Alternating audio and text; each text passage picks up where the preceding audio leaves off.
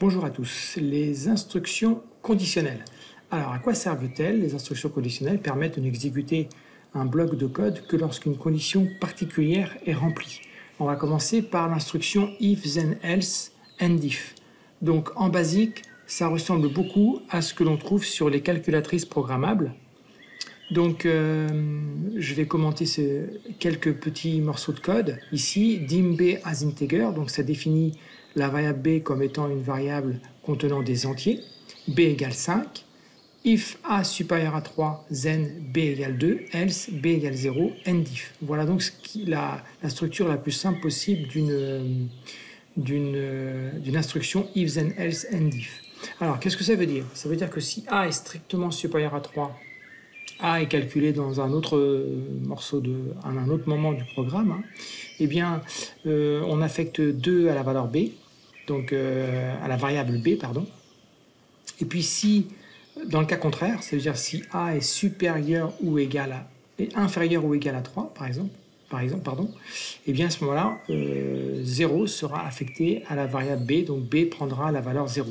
Donc je répète, si A est strictement supérieur à 3, B prend la valeur 2, sinon, donc sous-entendu, si A est inférieur ou égal à 3, B prend la valeur 0.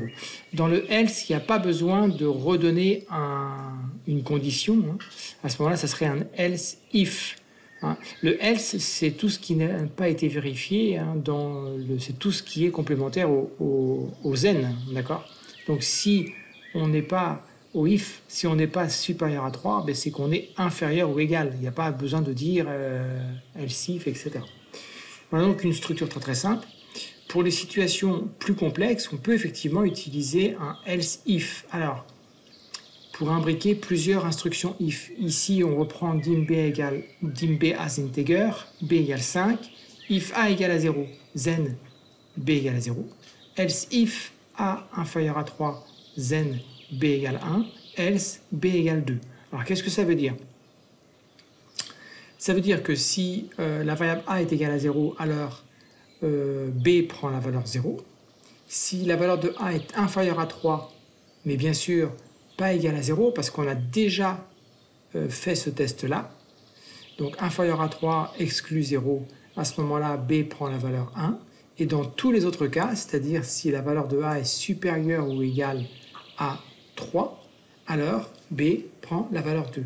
Donc réfléchissez bien à vos tests et éventuellement faites-les ce que j'appellerais tourner à la main, c'est-à-dire parcourez vos différents tests pour voir si vous n'avez rien oublié ou si vous n'avez pas une contradiction qui peut arriver avec une certaine valeur de A, par exemple. Ensuite, l'instruction select case. Alors l'instruction select case constitue une alternative à l'imbrication des instructions if. Pour éviter d'imbriquer, encore une fois, trop d'instructions if, eh bien on a l'outil, l'instruction select case. Alors, select case, eh bien ici on prend l'exemple select case jour-semaine qui aurait été calculé auparavant et on prend différents cas. Case 1, ça veut dire si la variable jour-semaine a la valeur 1, alors dans la variable jour, on va mettre lundi. Case 2, ça veut dire si la valeur contenue dans la variable jour-semaine est égale à 2, vous avez compris, alors la variable jour, on mettra mardi dans la variable jour. La variable jour prendra la valeur mardi, c'est une chaîne de caractères.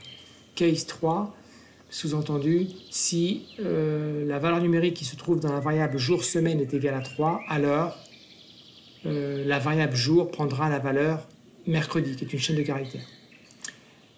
Jusqu'à nSelect. Donc vous voyez là, on a évité de faire beaucoup de if, then, else grâce à la fonction select case. Alors, select case n'est pas limité aux correspondances directes, on peut aussi utiliser des opérateurs de comparaison. Deuxième exemple, ici, select case var, donc on va tester la variable var, case 1 to 5, sous-entendu, si la variable var est comprise entre 1 et 5, au sens large, donc supérieur ou égal à 1 et inférieur ou égal à 5, Case 6, 7, 8, sous-entendu si la variable var prend exactement la valeur 6 ou 7 ou 8. Case var supérieur à 8, on var inférieur à 11. Bon, ben là, c'est très précis. Ça veut dire que la variable var est supérieure à 8 et inférieure à 11 au sens strict. Case else, on l'a pas fait tout à l'heure, mais on aurait pu le faire. Case else, on aurait pu faire case else jour égale dimanche. C'est tous les autres cas. Tous les autres cas qui ne sont pas dans les 3 précédemment écrits. Voilà. Les boucles bornées maintenant. Alors, une boucle répète l'instruction d'un bloc de code un nombre de fois donné.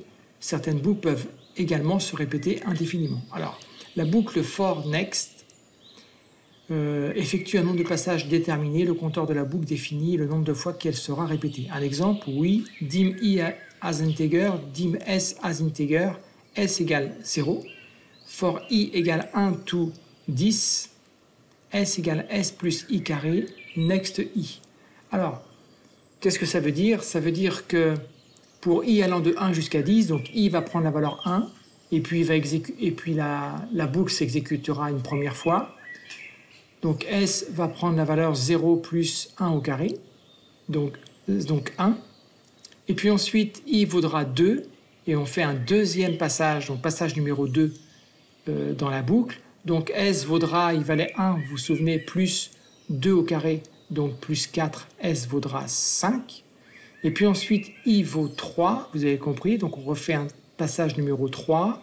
S vaudra, alors on avait dit 5, plus 3 au carré, 9, donc 14. Et puis, on continue comme ça. À chaque fois, S augmente de valeur. Donc, la boucle est comprise entre le for I et le next I. Il faut prendre le même nom de variable, bien entendu. Et donc, j'ai mis ici, lorsque la variable I vaut 10, alors la boucle exécute son dernier passage, puis s'arrête. Pour que le compteur de la boucle soit incrémenté d'une valeur différente de 1 à chaque passage, il faut utiliser la fonction step. Donc dim I as integer, dim S as integer, S égale à 0. For I égale 1 to 10, step 0,5. Ça veut dire qu'on va aller par pas de 0,5. Donc I vaudra 1 et puis 1,5, deuxième passage. Troisième passage, il vaudra 2. Quatrième passage, il vaudra 2,5, etc. Et on fait le même calcul, S égale S plus I carré. Et donc on va exécuter cette boucle 19 fois. Si vous comptez, il y aura 19 passages qui seront faits. Comment on fait pour sortir d'une boucle prématurément? Eh bien, on a sorti d'une boucle for, on a l'instruction exit for, c'est-à-dire ici, for I égale 1 to 10. Donc on comptait faire la boucle 10 fois. Et puis il y a eu un événement qu'on va symboliser ici par if I égale 5. Donc au bout du cinquième, il y a un événement qui a fait que vous voulez arrêter, et bien on fait exit for, et à ce moment-là, on sort lors du passage numéro 5, au cinquième passage. Boucle for each. Alors c'est une chose très précieuse ça, contrairement aux boucles for next, les boucles for each ne font pas appel à un compteur explicite. Une boucle for each indique au programme d'appliquer une opération à tous les éléments d'un jeu de données et non pas d'effectuer une opération n fois. Alors un exemple, on a ici dimensionné une matrice de dimension donc mat2 as integer, donc qui comprend 3 éléments, mat de 0, mat de 1 et mat de 2, puisque ici 2 c'est l'indice le plus élevé dans la matrice, mais on commence à 0. Dim k as integer, dim grand S as integer, S égale à 0. Mat de 0 égale 2, mat de 1 égale 3 et mat de 2 égale 4. For each k in mat, S égale S plus k. Next k. Alors, on retrouve le next k parce qu'il y a un for. Alors, for each k in mat, en fait, elle va prendre à chaque fois mat, en fait, elle va prendre à chaque fois mat à 3 éléments. Donc, elle va prendre le premier élément, c'est 2. Elle va l'ajouter au deuxième élément, c'est 3, et elle va l'ajouter au troisième élément, c'est 4. Finalement, elle va faire la somme des éléments de la liste. S égale 2 plus 3 plus 4, ça fait 9. Donc ça, c'est très pratique parce que vous avez, parfois, vous avez un jeu de valeurs mais vous ne connaissez pas exactement le nombre de valeurs. Vous dites, voilà, for each k in math, et puis on va faire toutes les opérations avec les valeurs de ici, de cette matrice.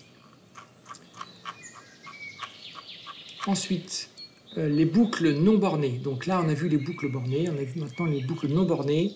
Alors, les boucles non bornées, c'est do 3 petits points loop, qui n'est pas lié à un nombre de passages fixe. En revanche, les boucles do while et do while loop et do until loop sont répétées jusqu'à ce qu'une certaine condition soit remplie. Alors moi, je n'ai documenté que les boucles do while loop et do until loop, mais c'est vrai que on peut utiliser une boucle do loop, et à ce moment-là, il faudra faire un exit do pour sortir de la boucle au moment où vous souhaitez. Alors, en général, nous, on sait à l'avance quand est-ce qu'on va s'arrêter, quelle est la condition d'arrêt. Ici, un exemple, dim a as integer, dim n as integer, a égale 14, n égale à 0. Do while a supérieur à 10, donc faire tant que a est strictement supérieur à 10. Dans la boucle, on va décrémenter donc a et on va incrémenter n, et loop.